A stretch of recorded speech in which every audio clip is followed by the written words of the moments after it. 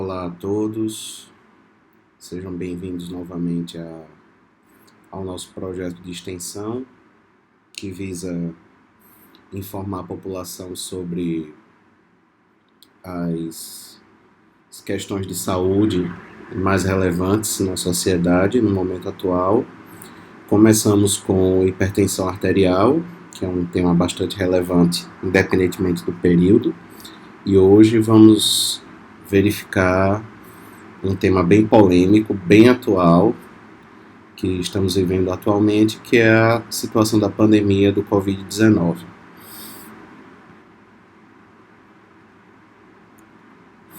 Antes de mais nada, vale a pena traçar um histórico.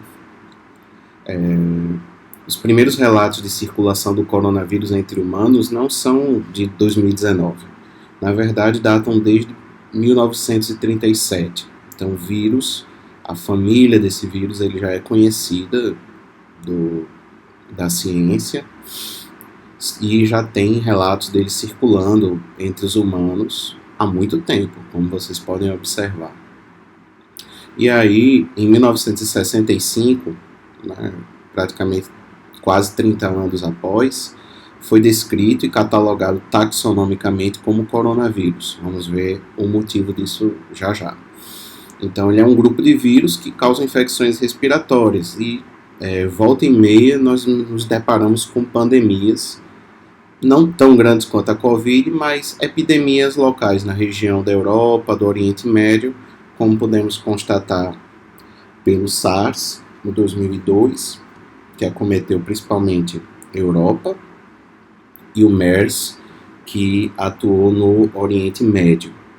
Okay? Então, esses vírus relacionados ao coronavírus já são conhecidos de longa data e não é de hoje que causam doenças na população humana. E aí, o que é que acontece? Como vocês devem saber, vírus, eles são mutáveis, vírus, eles vão se alterando e com essas alterações eles vão aumentando ou diminuindo a sua capacidade de virulência e ação no organismo, seja ele de animais de forma geral, quanto de humanos. E aí culminou desse vírus ele ter modificado-se a tal ponto de causar as doenças que culminaram no Covid-19, que recebe esse número e nome devido ao ano que ocorreu a identificação da doença, foi no final de 2019, e ele atualmente, aqui no Brasil, por exemplo, já ultrapassou 100 mil mortes.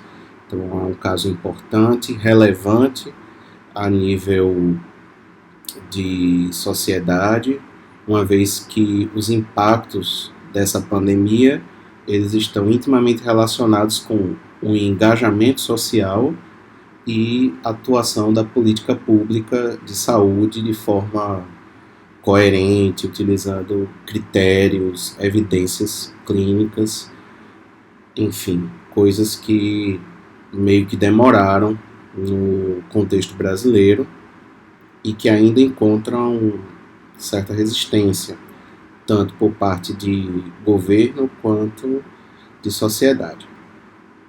Bem, por que o coronavírus recebe esse nome? Essa imagem de estudo. Então, uma visão de microscopia eletrônica, foi constatado que este vírus ele apresenta essas diversas glicoproteínas ao seu redor, dando esse caráter espiculado que lembra muito as características de uma coroa. E aí, por isso o nome coronavírus, devido a esse aspecto de coroa da sua membrana devido a essas glicoproteínas. Como já falei, não é um vírus novo, né? Ele é um vírus que sofreu uma mutação e que, nesta mutação, tem uma alta capacidade de infectar humanos e de causar todos os quadros clínicos que eu vou trazer resumidamente por aqui. Então, esse novo agente ele foi encontrado em circulação na China em novembro, em torno de novembro. E aí o que é que aconteceu? Médicos, né, fizeram um relato de que, olha, está acontecendo uma doença aqui muito estranha, acometendo o sistema respiratório, que talvez esteja relacionada a um novo vírus e que a gente tem que ter cuidado. Só que houve uma negligência pelo governo chinês, para ser mais específico também no distrito de Wuhan, e isso foi negligenciado, foi deixado de lado. E aí, quando a gente se depara com um agente biológico de alta capacidade de infecção, como o coronavírus e ocorre a negligência, isso é um péssimo sinal de que as coisas vão dar errado, e deram. Por quê? Porque a China, como a maioria deve saber, é um celeiro econômico importante, então rivaliza com os Estados Unidos atualmente, tem potencial até para ultrapassar. E o que é que acontece? Existe um trânsito de pessoas imenso, além de ser uma população grande, ultrapassa 1 bilhão, né? Não sei expressar o quantitativo exato, mas ultrapassa a casa de 1 bilhão de pessoas. Então, além disso, existe um grande fluxo de pessoas transitando pela China. Então, empresários, empresas, representantes que ficam indo e voltando da China para seus países, ou outros países também, e aí, com isso, a capacidade de disseminação foi inevitável. Surgiu o Covid, e em março de 2020 a Organização Mundial de Saúde declarou ao mundo o quadro de pandemia. Para quem não sabe, pandemia é quando a gente tem uma escala global de uma infecção, certo? Diferente da epidemia, que é um número elevado de casos, mas que estão relacionadas a uma localidade.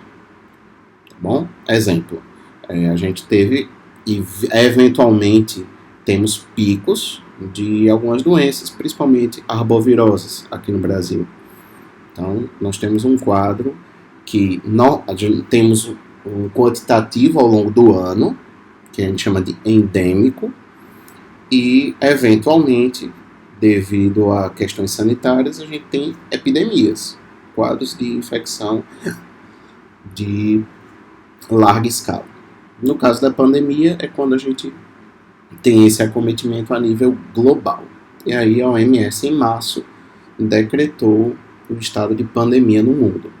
O Brasil iniciou, salvo engano, 6 dias após, uma semana após, no dia 17 de março, o governo brasileiro decretou a situação de epidemia no Brasil, registrando os primeiros casos de morte, salvo engano, nesse mesmo período.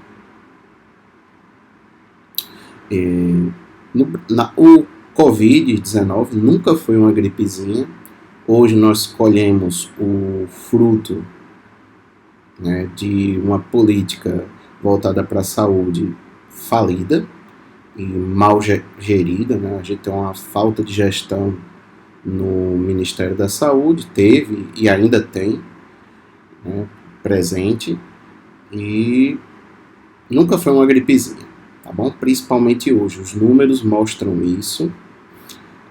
Atualmente, hoje peguei números atualizados, 11 de agosto, então é o mais recente do painel do Covid, relacionado o site relacionado ao Ministério da Saúde. Então o dado mais recente é esse, onde nós temos 3.109.630 casos, né, com uma taxa, um óbito de 103.026 óbitos relacionados à Covid-19. Esse número, muito provavelmente, é um número subnotificado. Por quê?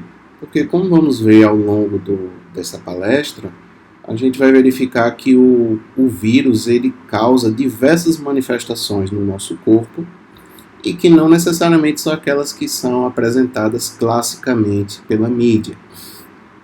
Então, muito provavelmente, até pela falta de testes e pela diversidade da forma de atuação do vírus, do SARS-CoV-2, então, perante isso, esses números muito provavelmente são subnotificados, tá bom?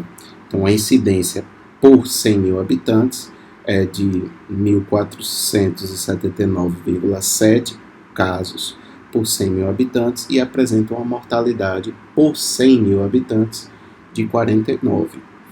E eu trouxe esse dado aqui mostrando que, aqui abaixo do Nordeste, mostrando que a mortalidade no Nordeste, quando a gente faz o parâmetro relativo, a mortalidade é bem maior. Então, beira 6% quase, né, 6 casos de mortalidade a mais por 100 mil habitantes no Nordeste, e muito provavelmente está relacionado à dificuldade do acesso ao serviço de saúde e à dificuldade de parcela da população compreender os cuidados que a pandemia demanda.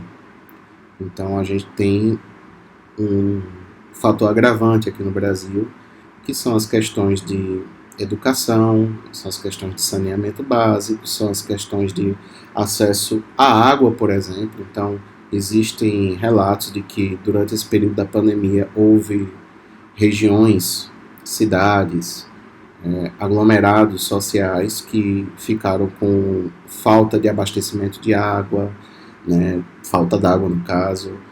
Então, como é que eu vou trabalhar com uma doença que está relacionada à higiene? Eu preciso lavar as mãos, incentivar a população, quando eu tenho uma parcela da população que mal tem acesso a saneamento, a água, ou quando esse acesso ele é intermitente. Ora tem, ora não tem. Aqui em Pernambuco, por exemplo, nós temos comunidades que têm racionamento.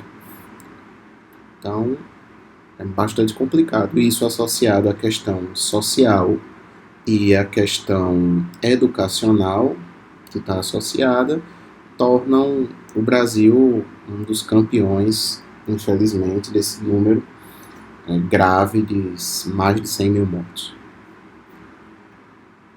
Aqui, continuando, apresentando de acordo com o painel Covid do Ministério da Saúde, a gente observa pelo gráfico que os casos começaram a ascender em abril, né, teve uma curva ascendente, que a gente chama de o tornozelo da curva, a ascendência, já apresentamos o ombro e inicia uma tendência de queda.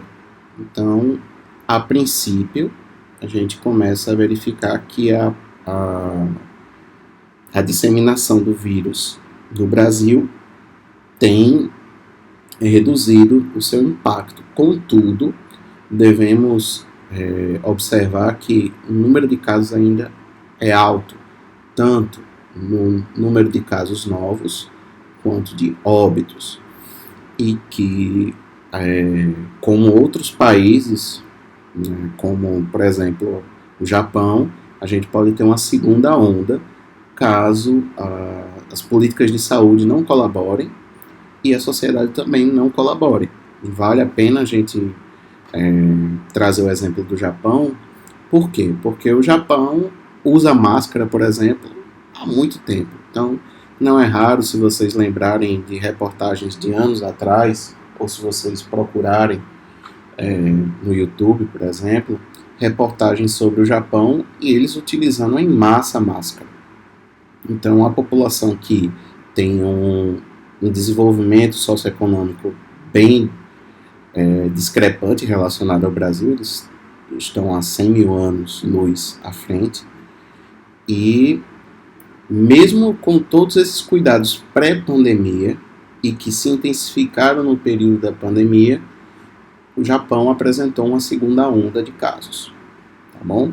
Isso não aconteceu somente no Japão, vimos um retorno no número de casos na Espanha, na Itália, e a gente tem que ter muito cuidado nesse momento, porque pode dar uma falsa impressão de que a pandemia aqui no Brasil está controlada. Ela está em processo de remissão, mas ainda não está resolvida a causa. E aí eu trouxe os dados aqui de Recife.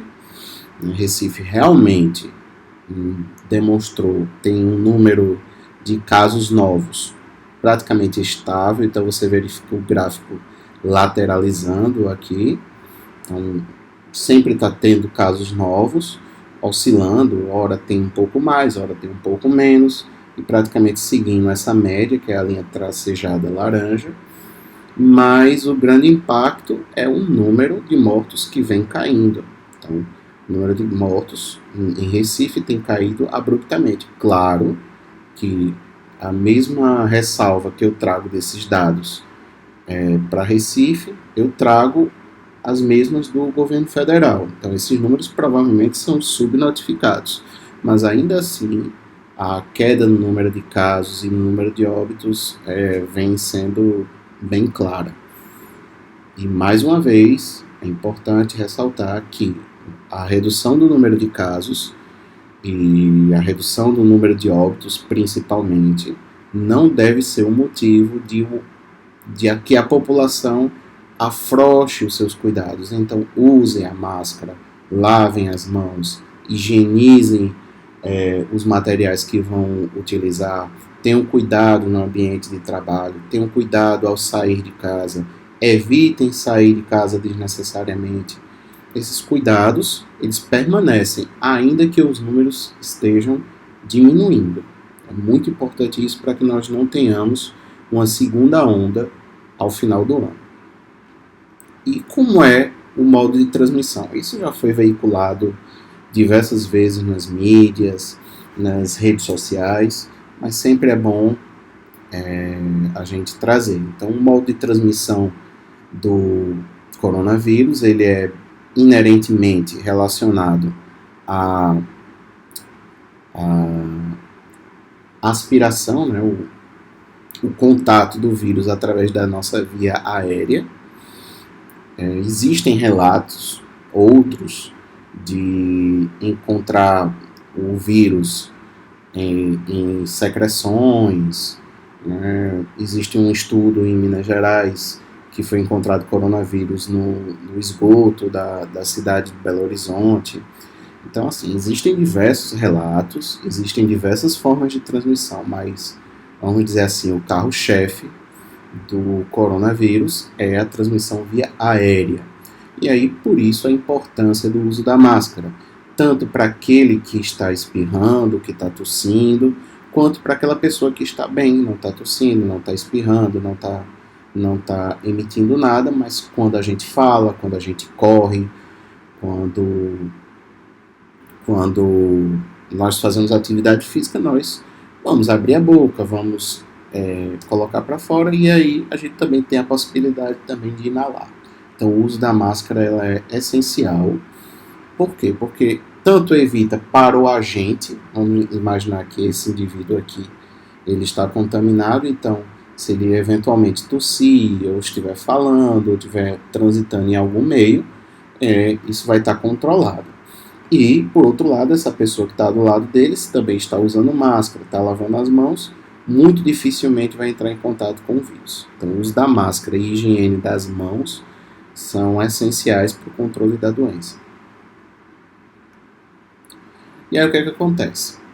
Um dos grandes problemas do Covid-19 é que o vírus, a partir do momento em que a gente entra em contato com o vírus, nós não desenvolvemos a doença. E aí o que acontece? Nós temos o que chamamos na medicina de tempo de incubação.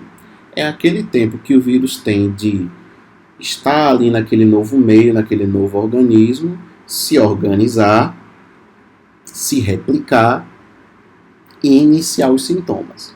Então essa pessoa entrou em contato, foi infectada pelo vírus, só que ela vai ter um delay, um tempo, até manifestar a doença. E aí em média de 5 dias. Tá bom? Isso pode variar de pessoa para pessoa, de imunidade, por outros parâmetros. Então, esse é um valor médio. Então, a gente tem esse tempo. Então, por isso que as medidas sempre foram: se você faz parte de um grupo de risco e que possivelmente entrou em contato com o Covid, então para você se isolar, tá bom? Então você trabalha em um hospital público ou no hospital privado, ou você esteve circulando em um ambiente que pessoas tiveram ou foram diagnosticadas com Covid, então você pode estar no período de incubação. Por isso a importância da quarentena, por isso a importância do isolamento social e todos os cuidados familiares. E aí entra um novo problema também social brasileiro, que nós temos, por exemplo, casos de pessoas que têm 4, 5 filhos, que têm uma dificuldade financeira importante. Então, é diferente de alguns casos globais ou de famosos que, eu tive, então aluguei um apartamento, um flat, e fiquei isolado durante 15 dias. Isso não é a realidade da sociedade brasileira, somente de um pequeno extrato. Então isso dificulta, porque se eu tenho um período de incubação e a pessoa não está sentindo nada, ela pode ter uma falsa sensação de segurança e isso leva ela a descuidar dos cuidados em casa e aí ter a disseminação em seu lar ou no seu ambiente de trabalho também. E aí o que acontece? Uma vez infectado, uma vez apresentando sintomas, existe um período de transmissibilidade de, em média, 7 dias após o início dos sintomas. Então, se você pegar os 7 dias com os 5 dias da incubação, a gente tem aí 12 dias. E aí, devido a garantir um pouco mais, a segurança dessa pessoa voltar a transitar em meio social, a gente tem aquele período dos 14 dias. Por isso que teve muito do tipo, olha, se você teve contato com alguém que teve Covid ou tem risco de adquirir Covid devido à questão laboral ou pelo meio que esteve circulando, então te isola por 14 dias. Por que 14 dias? Porque cobre esse período de incubação e cobre o período de transmissibilidade, podendo esse indivíduo voltar ao convívio social, é claro, mantendo cuidados, mas agora sem o risco de ser um contaminante. E as medidas de prevenção são faladas diariamente na mídia, né, pelos jornais, pelas redes sociais. É principalmente lavagem de mãos, evitar o contato, então evitar aperto de mão, abraço, contato físico, evitar tocar em olhos, nariz e boca, porque são áreas expostas ao vírus. Então, às vezes você está contaminado, mas não está infectado. Então, o vírus pode estar, por exemplo, na sua mão. Na sua mão você está contaminado, mas não está infectado. Aí você pega a sua mão e coloca na boca, coloca nos olhos, coloca em área de mucosa, e aí você acabou de se infectar. Então, tem muito cuidado com isso. Então, sempre que for manusear essas regiões, vale a pena lavar as mãos. Ter a parte da etiqueta na questão do espirro e da tosse, então usar sempre máscara, né, evitar tossir e deixar os perdigotos, que são as gotículas, saírem à torta e à direita. Então, se está sem máscara, que é um erro, tenta cobrir a boca. Manter os ambientes bem ventilados, não é para se trancar, né? Por quê? Porque se ali tiver o vírus circulando, trancado, ele circula em um espaço menor e aumenta o risco de infecção. Dar o distanciamento social, tá bom? Limpar os materiais que a gente manuseia. Então, tá chegando no trabalho, né? Você não sabe se a pessoa que chegou trabalhou antes de você ou manuseou aquilo antes, teve cuidados de higiene. Então, higieniza, sempre lavando as mãos. Então, vou pegar um teclado de alguém, vou acessar o computador, que é toda a região ali de uma média de trabalho, higieniza. Alguns locais colocam papel filme para facilitar a limpeza, higienização. Então, tem os cuidados. Cuidado principalmente com o celular, com essas coisas que a gente tem muito contato com a mão, tá bom? Manter a carteira de vacinação atualizada. Por quê?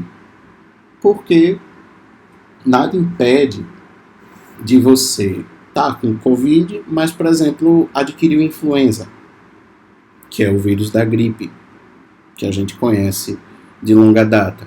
E aí seria um agravante você ter uma dupla infecção. Então é sempre importante manter a carteira de vacina atualizada. E é um problema de saúde, porque nós temos vacinação gratuita no SUS, mas a gente não tem cobertura, muitas vezes, de boa parte da população. A população negligencia, acha que a vacina muitas vezes é coisa de criança, e na verdade não somente o é principalmente na infância, mas algumas vacinas elas têm importância na vida adulta e já na terceira idade. Bom? E aí, quais são as condutas que nós fazemos, né? Então, isso aqui já é um pouco antigo, mas vale a pena a gente falar. Então, indivíduo com suspeita ou confirmação, mas que está bem. Então, eu trabalho no setor de saúde e estou trabalhando num setor que atende Covid e por um lapso meu ou por uma falha, enfim, a minha máscara estava rasgada, ou senão minha máscara não estava devidamente colocada, ou tive contato íntimo com uma pessoa com posteriormente diagnosticada com Covid, mas eu estou bem, estou estável, não tenho sinais de piora ou tenho sinais leves. Então, qual é a conduta? Ficar em casa, né, ter todos os cuidados e ficar isolado. É isso que as autoridades de vigilância sanitária têm recomendado e que as unidades de saúde têm feito. Se porventura você apresentar alguns sinais de gravidade, como dificuldade de respirar, que é a dispneia, desconforto respiratório, então um esforço para respirar grande, oximetria abaixo de 95, ter cuidado com essa oximetria, porque dependendo se a pessoa é um tabagista crônico, a gente tem que ficar atento, porque essa oximetria nessa população em específico tende a ser um pouco menor, né? Ou exacerbação de doença pré-existente. Então, às vezes, o indivíduo ele já tem uma doença pulmonar e piora. Nesses casos, o ideal é ir para um hospital de referência. Nós temos os hospitais de campanha, aos poucos estão fechando, e tem os hospitais de referência ainda para o atendimento. E o vermelho são aqueles indivíduos que têm suspeita ou confirmação, lembrando que sempre essa suspeita ou confirmação é devido a um problema de gestão na questão da testagem da população. Então a gente teve um problema de testagem desde o início, inicialmente por falta de testes e posteriormente porque não houve uma estratégia e diretrizes estabelecidas pelo Ministério da Saúde. Então cada município, cada estado foi fazendo a seu bel prazer, e aí por isso que a gente tem um quadro grave de saúde e as repercussões, né, dessa falta de gestão. Então, encaminhamento para o hospital terciário com disponibilidade de recursos. Esse caso aqui, esses pacientes geralmente demandarão cuidados de terapia intensiva, UTI, e aí não é todo hospital que terá. Quais são as manifestações clínicas iniciais? Esse aqui todo mundo já sabe, porque está sendo noticiado frequentemente desde março, né? Febre, às vezes uma febre não tão importante, às vezes somente o calafrio, tosse seca, sem produção, sem aquele catarro, o ranho, e dificuldade de respirar. Então a população focou muito nisso, tosse, dificuldade de respirar. Só que ao longo do processo de epidemia verificamos que o Covid ele pode ter sintomas que nós chamamos de atípicos, como dor de cabeça, diarreia, náuseas e vômitos, alteração do olfato e do paladar, isso foi muito falado durante um tempo, dor torácica, dores no corpo, mialgia, dor muscular, fadiga, né, o cansaço, a astenia, a falta de coragem para se levantar, de fazer as coisas, e hemoptise, que é quando a gente tosse e põe sangue na tosse, tá bom? Então, existem outros sintomas e a gente tem que ficar atento. Aqui é só para falar rapidamente, o vírus, lembra da coroinha, né? Que dá o nome ao coronavírus. Ele se associa a alguns receptores específicos, que a gente chama de receptores de angiotensina. Esses receptores têm no corpo todo. Então, os acometimentos pulmonares eles foram mais evidentes. Por quê? Porque a forma de infecção é pela via aérea. Então, o primeiro cantinho que o SARS-CoV encontra é a via respiratória. Então, provavelmente, é por isso que ele ficou tão conhecido com os sintomas respiratórios. Mas a gente vai verificar mais à frente que nós temos N situações que acometem múltiplos órgãos. Como falado no slide anterior, nós temos sintomas que não têm nada a ver com o trato respiratório. E o grande problema do COVID é exatamente isso aqui que está ressaltado, que é a tempestade de citocinas, que causam um processo inflamatório intenso no paciente, não somente no pulmão. Então, existem relatos de pacientes que tiveram cardite, encefalites, lesão renal aguda. Então, esse processo inflamatório ele é sistêmico, ou seja, acomete o organismo do indivíduo como um todo, não somente os pulmões. Então, por isso que a gente tem que ter um cuidado redobrado, porque podemos nos deparar com outras complicações do coronavírus e que a gente só vai saber com o tempo. Vale ressaltar um exemplo, né? Lembre do Zika vírus, por exemplo. A gente não conhecia o Zika vírus direito, não sabia das repercussões e a gente precisa de tempo para saber. A ciência precisa de tempo para verificar os dados, os pacientes, e aí a gente saber de fato com o que está lidando. A gente está conhecendo. Comparado para março, para abril, hoje sabemos muito de Covid. Muito. Tá bom? Mas ninguém é especialista em Covid, porque Covid surgiu agora. Tá bom? Então os especialistas são aqueles que estão na linha de frente. São aquelas pessoas que estão lidando com o Covid diariamente. Tá? Mas consensos e como as coisas funcionam, as coisas só vão ser melhor elucidadas com o tempo. Precisamos de tempo. Tá bom? Então a gente tem diversas manifestações da infecção do coronavírus, né? Quadros neurológicos, dermatológicos, pulmonares, hematológicos, gastrointestinais, do coração, a parte cardiovascular e rins. Então acomete de forma geral, como vocês podem verificar aqui. Então é uma doença sistêmica, não é uma doença pulmonar, é uma doença sistêmica e por isso deve ter um cuidado redobrado pelos agentes de saúde, os promotores de saúde. Tá? Então a gente tem N situações. Então a gente já atendeu, por exemplo, paciente que só tinha quadro gastrointestinal, paciente com diarreia, paciente com dor abdominal e ninguém pensava em coronavírus, em Covid e em seguida, né, fazendo testagem, verificando outras coisas, verificou que aquilo era Covid, tá bom? Então, ficar atento. Então, alterações, manchas, né, avermelhadas na pele, exantemas, né, podendo ou não acompanhar coceira, que é o prurido. Então, isso aqui pode ser desde uma arbovirose, né, os quadros que a gente conhece, de dengue, por exemplo, mas pode ser Covid, né, os quadros de inflamação da conjuntiva, né, parecendo uma conjuntivite, pode ser uma manifestação de Covid também. Não são os mais comuns, mas podem acometer. E aí temos diversos acometimentos sistêmicos que eu vou traçar aqui. Então a gente tem acometimento do sistema nervoso central. Então, indivíduos podem ter desde dor de cabeça, tontura, até quadros de doença cerebrovascular. Então, lembrem do AVC.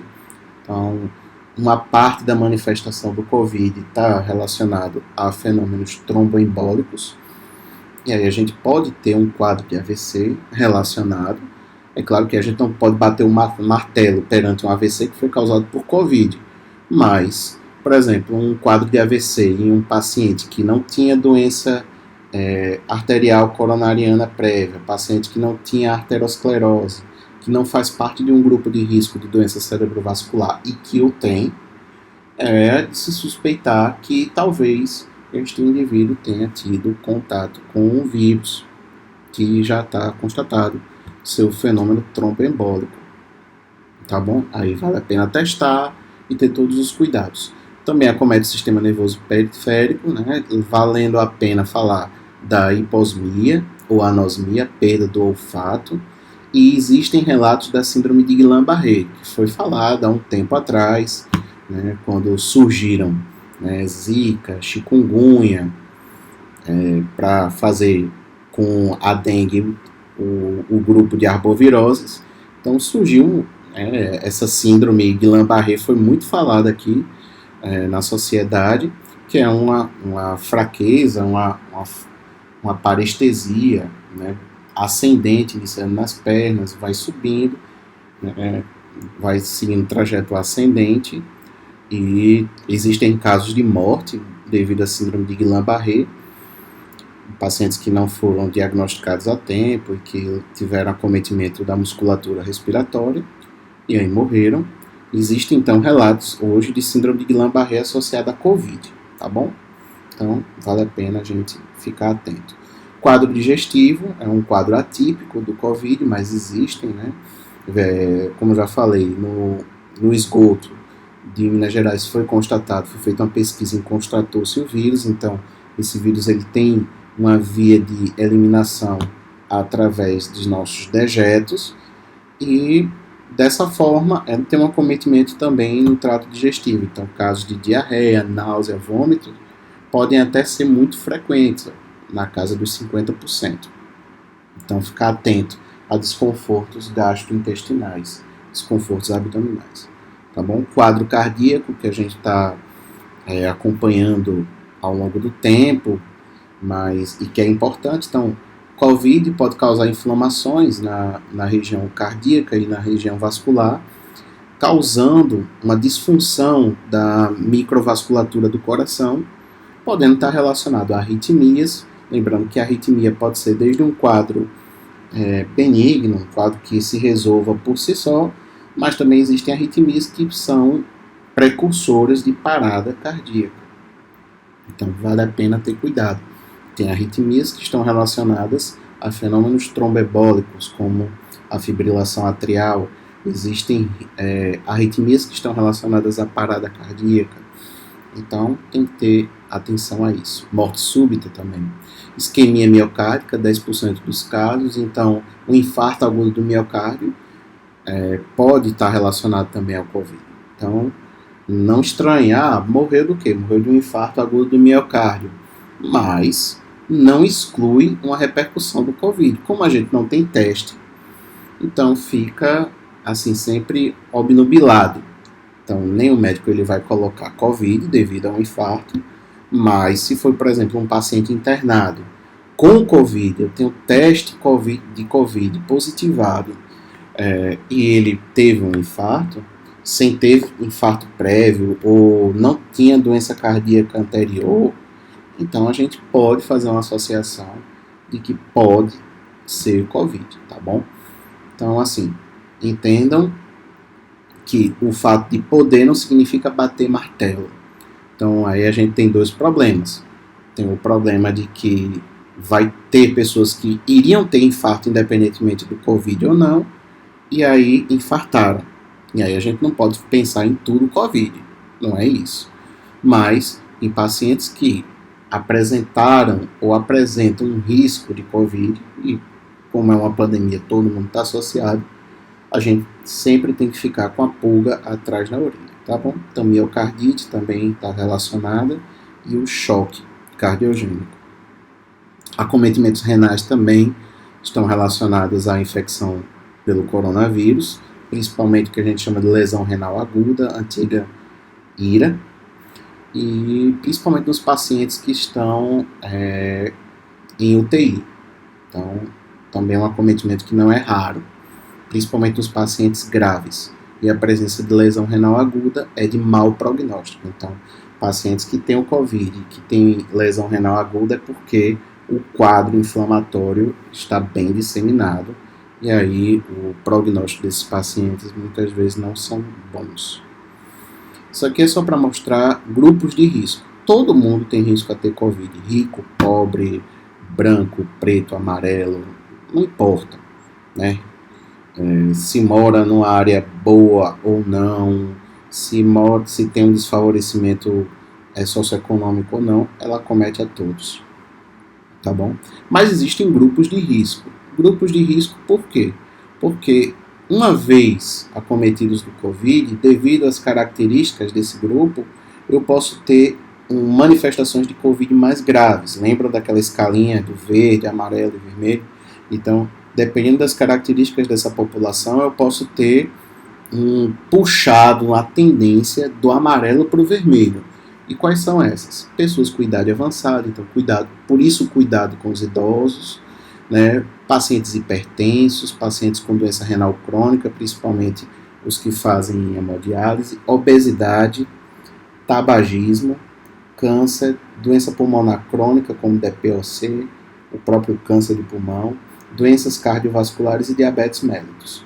Então, são doenças que são muito frequentes, e aí eu destaco sempre diabetes, hipertensão, que já foi tema de uma aula nossa, e obesidade. Então, esse trio aqui é um trio muito comum na população mundial, e isso aumenta o risco para o agravamento do Covid, certo? E o diagnóstico, como é que ele é feito? Ficou muito bagunçado as informações. Eu preciso testar, quando é que eu testo, qual é o teste que eu faço, meu teste deu negativo, eu quero testar agora. Então, assim, o teste, ele não é 100%. O teste ele tem que ser feito no momento exato da janela, que a gente chama de janela imunológica. Então, imagine que um indivíduo, vamos dizer, fictício, que eu vou dar o nome de João, ele foi infectado agora, dia 0. Então, do dia 0, lembrem que tem aquele período que a gente chama de período de incubação e de transmissão.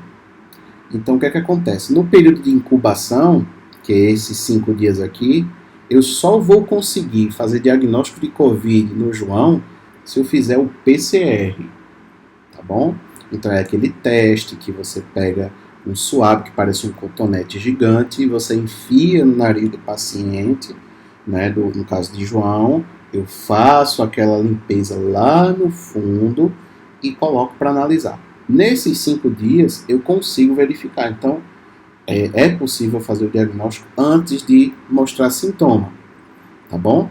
Contudo, muito dificilmente isso ocorre aqui no Brasil. Por quê? Porque ele não vai ter sintomas, tá bom? Muitas vezes. E aí a gente não tem a testagem em massa, que nós verificamos, por exemplo, na China e em outros países.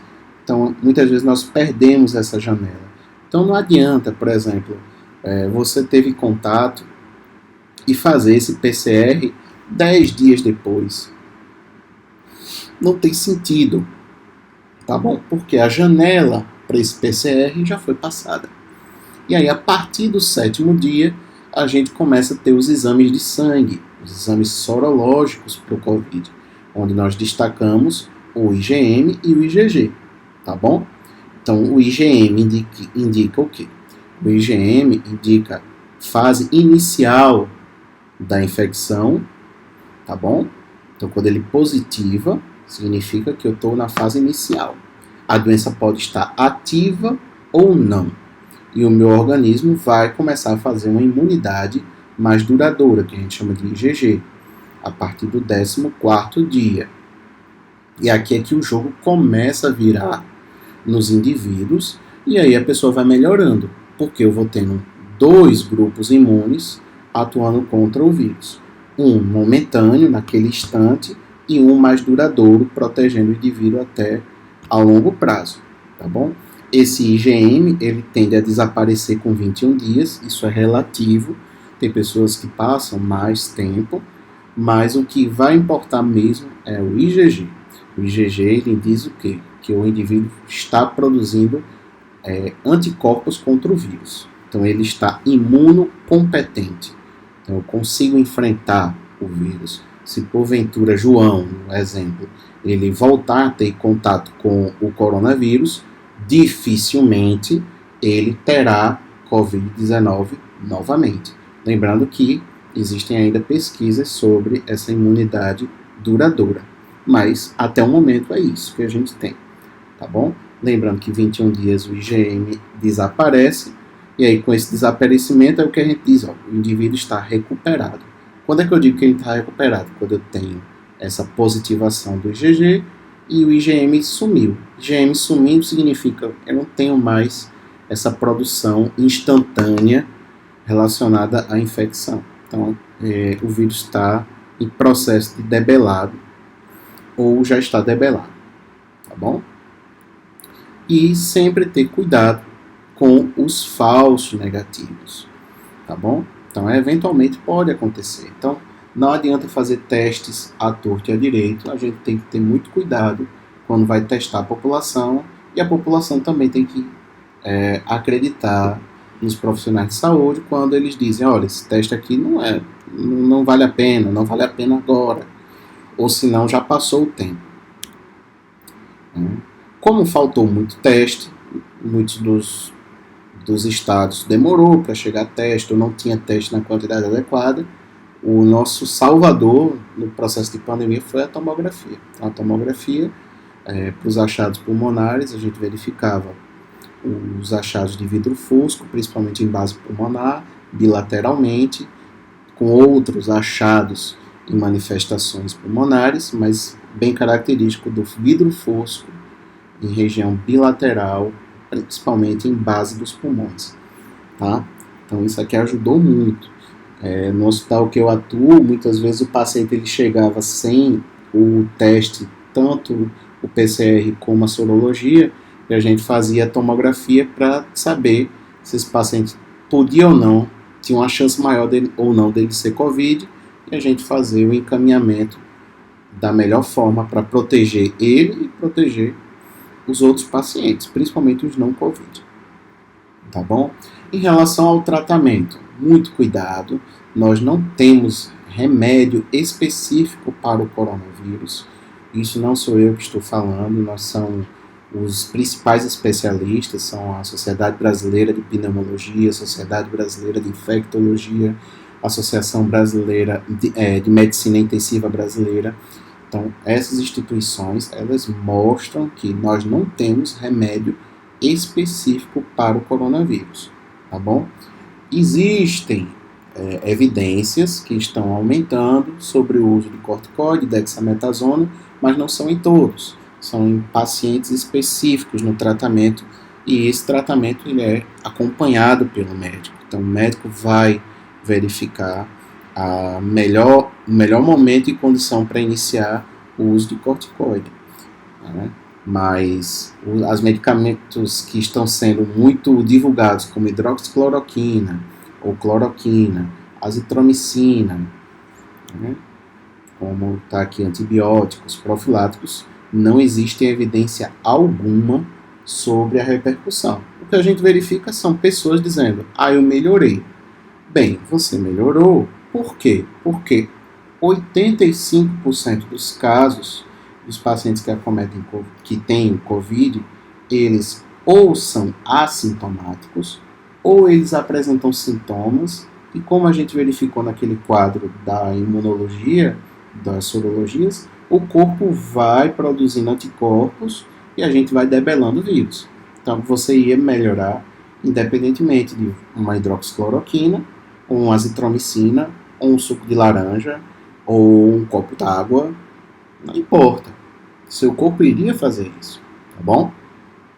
E se são 85% e os 15%? Os 15% são aqueles que, devido a fatores de risco, geralmente, precisam de um acompanhamento maior. Então, eles ficam internados nas UPAs, eles ficam internados nos hospitais de campanha, tá bom? E desses 15%, 5%, eles complicam mais ainda, precisando de cuidados intensivos, que a gente chama de UTI, tá bom?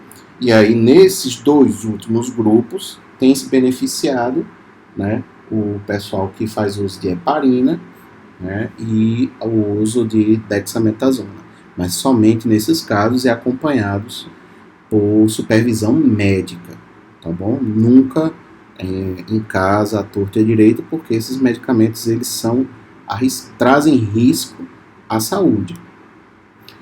Tem se falado muito do soro de convalescente, é o quê? Ora, eu não vim melhorando, né? Então imagine o caso de João. João agora já está bom todo. João já está IgG positivo e IgM negativo. Então o que é que a gente pode fazer? A gente pode pegar o soro do sangue de João e utilizar como um tratamento para o paciente, tá certo? Então, os pacientes acometidos. Aí você diz, então a gente encontrou a cura. Relativo. Nesse soro vai ter outras coisas também, fora o anticorpo para o coronavírus. E a gente tem que estar atento para não causar mais mal do que bem, tá bom? Então, por isso que é um achado importante, tá bom? Que vai ajudar bastante a gente no enfrentamento da pandemia, mas ele não é nem utilizável a todos e também, além de não ser utilizável para todos, a gente não tem como fazer isso em escala global, tá bom? Aqui uma notinha de repúdio, né? Então tenham muito cuidado com achados milagrosos, tá bom? Porque isso traz muito mais malefício à sociedade do que benefício, tá bom? Então surgiu aí um ozônio terapia, principalmente por vias questionáveis, né? Via retal, prefeito, enfim, uma confusão. Então tenham atenção a isso, busquem se informar, procurem atenção médica caso haja uma suspeita daqueles quadros e sintomas que eu falei anteriormente. Então procure um médico, ele vai saber lhe conduzir melhor e evitem essas medidas milagrosas. Hoje a gente não tem medicação específica, nós não temos vacina, o melhor cuidado que nós temos é a prevenção, tá bom? E a vacina tá vindo aí, tá bom? Então a gente já viu a Rússia já autorizou, já vai começar a vacinar sua população, existem diversas empresas seguindo o caminho da produção. Aí em São Paulo a gente vai receber vacina chinesa, no sul, se não me engano, no Paraná, vai fazer uma parceria com o governo russo. Enfim, a gente está chegando na resolução do processo da pandemia, mas a gente tem que manter os cuidados, mas o fim está próximo, tá bom? Eu espero que vocês tenham gostado. Qualquer dúvida, fala com a equipe do projeto de extensão e qualquer coisa, se as dúvidas forem abundantes, se for uma quantidade importante de questionamentos, qualquer coisa a gente faz um vídeo a mais sobre o tema. Espero que vocês tenham gostado, divulguem o nosso trabalho, tá bom? Um trabalho importante dos nossos graduandos e eu creio que vai ser de grande importância para a sociedade. Compartilhem essas informações na família, no seu ciclo social. Todos os dados aqui, eles são dados que têm referências, tá bom? A gente não está aqui utilizando essa plataforma para fazer divulgações de dados equivocados. Tudo está bem respaldado, ok? Forte abraço e até a próxima.